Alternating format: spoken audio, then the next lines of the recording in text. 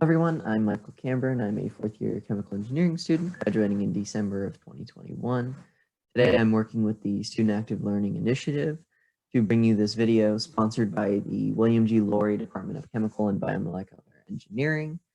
This video is going to be a brief introduction to reactions before you learn about it in your coursework, as well as a brief discussion on a concept known as extent of reaction, which will be very important not only for this class, but beyond. So getting into it, I want to briefly go into what actually are reactions. And we know from our chemistry classes that I'm going to be discussing chemical reactions, and chemical reactions occur in everyday life in a lot of different things. Combustion is a very important example for chemical engineers. It is a topic that you'll be going over in this class specifically quite a bit. So it's something that you should know and understand pretty well. Fermentation is also something you'll see in later chemical engineering courses. Fermentation of beer and wine is something that chemical engineers deal with in their professional careers. So this is something that might be interesting for you to learn about. Getting into it, I just want to briefly go over a chemical equation and what they are so I can lead that into extent of reaction. So we know what a chemical equation is. We've taken general chemistry, and we know that they have stoichiometric coefficients that represent how much of each reactant in terms of moles or molecules, you can think of it that way too, are required to form a certain amount of product. In this equation, we need 2 moles or 2 molecules of H2 for every 1 mole or molecule of O2 to form 2 molecules or moles of H2O. And we also have a physical state written in parentheses that can be solid, liquid, gas, or it can be dissolved in some sort of medium, in which case it could be aqueous, for example. Continuing, I've just drawn a little diagram here. And what you can see is this is just emphasizing mass conservation. The hydrogen we have putting into the system is going to equal the hydrogen that comes out, same with the oxygen in and the oxygen out. Even though they change forms, they're physically reacting and becoming a different species, which in this case is water. The actual atoms going in is equal to the atoms going out. And that'll be important for a type of balance that you will do later. I'm not going to go into it in this presentation, but it's called an atomic species balance, and it's very useful for doing mass balances in reactive systems. But as I said, this is about extended reactions, so let me go over that. So if we remember ice tables from our general chemistry class, this approach is remarkably similar. It's just we're extending the concept to multiple reactions and a chemical engineering context. So let's say we have an initial moles of hydrogen, oxygen, and no water. I'm doing the same reaction as before. We know that for every mole or every amount of oxygen that reacts, we would expect twice that amount of hydrogen to react. Okay, so we can represent the amount of oxygen that is reacted as we in general chemistry would do like minus x. Well, here we're going to do minus xi. So xi is this Greek letter, and it represents the extent of reaction. It is how much that is reacting. Okay, and we know whatever amount of oxygen that's reacting, we double that for hydrogen, and the amount of oxygen that has reacted forms twice that amount in moles of water. And what's useful about this extent approach is it's going to make the mass balances you do regarding reactive species easier, but I'll go into that later. And what you'll notice is that there's a negative sign for reactants, indicating that they're consumed as written, the reaction as written, and a positive sign for products, indicating that they're formed. Again, this is for the reaction as written. And we can use the ice table to write these things out. And this is actually a very useful approach if you remember for doing chemical equilibrium problems. This would be useful in this class specifically because this is going to be something that you'll be doing as well as in your kinetics class in the future. And what's good is with this extent approach, we could actually apply this to multiple reactions. If, for example, we have hydrogen being involved in multiple reactions, such as with forming ammonia or water, depending on if we have oxygen or nitrogen, we could represent that with these different xis here. And that allows us to actually figure out how much of each species is consumed and how much is produced based on the extents for each reaction. So to actually do the extended reaction species balance, I'm going to start with the overall mass balance equation, N minus out, plus generation minus consumption equals accumulation. Now we know that with an overall mass balance, we don't actually have generation and consumption because mass can't be created or destroyed. But in the case of this, what we're doing is we're actually looking at the species themselves, and hydrogen, for example, in the previous reaction could be consumed and used to form water, which could be generated. So in the case of the extended reaction species balance, we do have generation and consumption. So how do we take into account that? So let me show you this example here. That's the two reaction network that I showed on the previous slide. And what I like to do first is I like to represent this with a stoichiometric matrix. And what this allows us to do is, if you remember the coefficients in front of the xy's on the previous slide in the ice table, we had a -2 for hydrogen, for example. Well, that is represented here. As a reactant, it gets a negative sign. And because the stoichiometry of the reaction has a 2 in front of it, we would represent that with a 2. If we look at the second reaction, for example, we see that, oh, it should be a 3 because that's what the stoichiometry tells us, and it's a reactant. So we make it as a -3. And if we look at products, we get the similar thing we see there. Positive sign for products and the same number that the stoichiometry indicates. And what I like to do with these, I always like to label what species is which so I don't get confused. And these are the individual xy's for those reactions. So reaction 1 corresponds to xy1, reaction 2 corresponds to xy2. And just as a recap, negative for reactants, positive for products. So if we continue on with this idea, for any species, we can say the molar flow rate in minus the molar flow rate out, plus this generation and consumption term, which is represented by this summation of the stoichiometric coefficients. So for each reaction times the extent. So the stoichiometric coefficients being, the positive, negative for reactant or product, and then the xy's, so that would be your extent, equals the accumulation. So for this example, if I wanted to write the species balance for hydrogen, what I would do is I'd do the molar flow rate in minus out plus the extent term. So -2 xy1 and -3 xy2.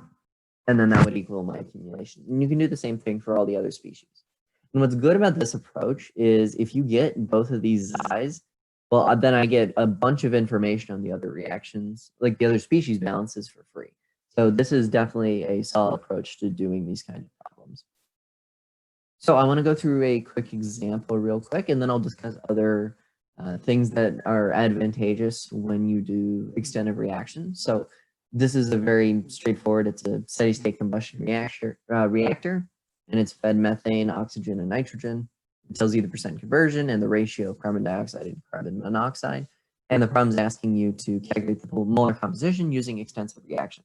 This example is in your textbook, and it also goes through the 2 other reaction balance methods that you can perform, but today I'll just be showing you the extensive reaction approach. So it always helps to draw a picture first. We have our inlet feed conditions, and we can assume a basis. So I always assume a basis of 100 moles per second. It's just easier that way. And then we have our outlet conditions and our outlet flow rate, which are unknowns. And what's good is before we start writing out those big balance equations, we can actually figure out what the outlet flow rate of methane is using the percent conversion. So using this equation, this is the definition of percent conversion. It's what you're fed minus what comes out, all divided by what you're fed. We can actually figure out the outlet flow rate, which is 0.78 moles per second. Now, let's go through the extended reaction balance. So you remember this, and it's at steady state, so we can get rid of the accumulation term. And let's start with our stoichiometric matrix as for this reaction system. And I just had labels here just to make it easier. And then so usually you could write out all of them, but I'm just gonna do them in this order. I'm gonna start with methane, then do CO2 and carbon monoxide, just so I can explain the steps easier.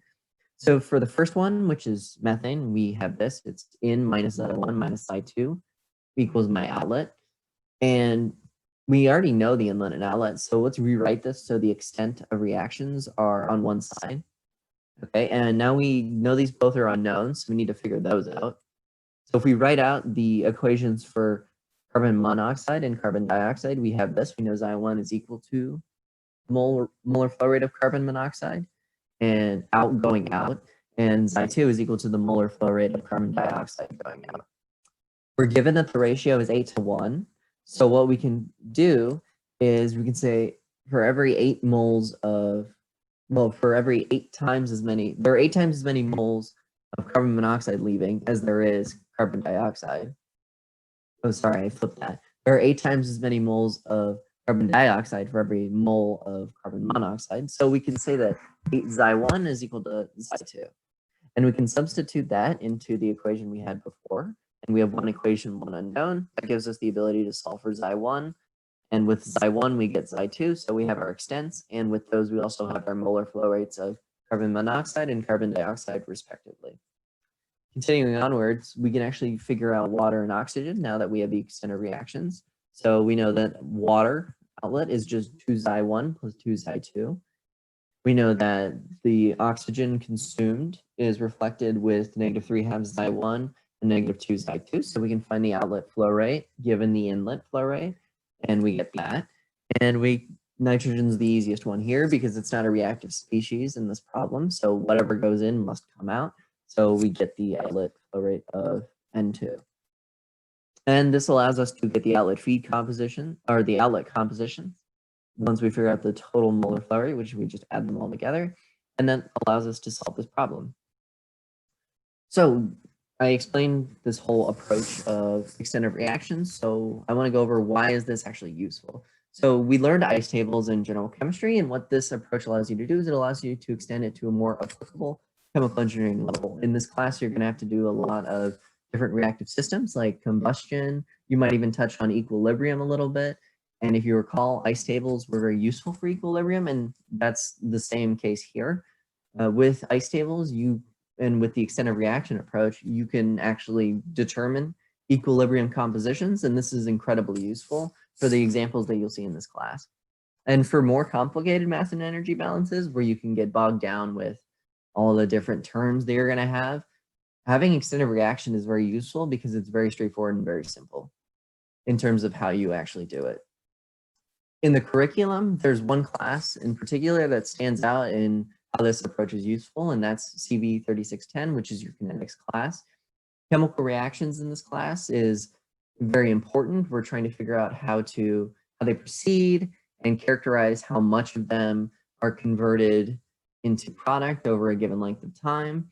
And being able to do that is critical. And we actually have a big discussion on chemical equilibrium in this class as well. So being able to understand extent of reaction helps a lot in that course. So it is something that you should understand now. That way, later down the line, when you get to it, it's really easy. And in industry, why is understanding chemical reactions useful? Well, chemical processes at the industrial scale, they require a strong understanding of mass and energy balances. And a lot of the different plants that you might work at, depending on your career aspirations, will have reactive systems. So being able to understand those, like what's coming in, what's coming out, what's reacting, how much, because in industry there is, so there's an idea called selectivity, and selectivity is how much of your desired product you're making versus your undesired product. And there's also an idea called yield, which is how much of your product you're actually making relative to how much you could make. And these are very important because, in industry, money saving is very important. So being able to understand reactive systems will help you be able to figure those systems out and possibly even optimize them if that's, the career path you're going down. So with that, I'm going to conclude my presentation. I hope this was useful and gives you a good introduction on what you should expect in your MEB course. I wish you the best of luck and goodbye.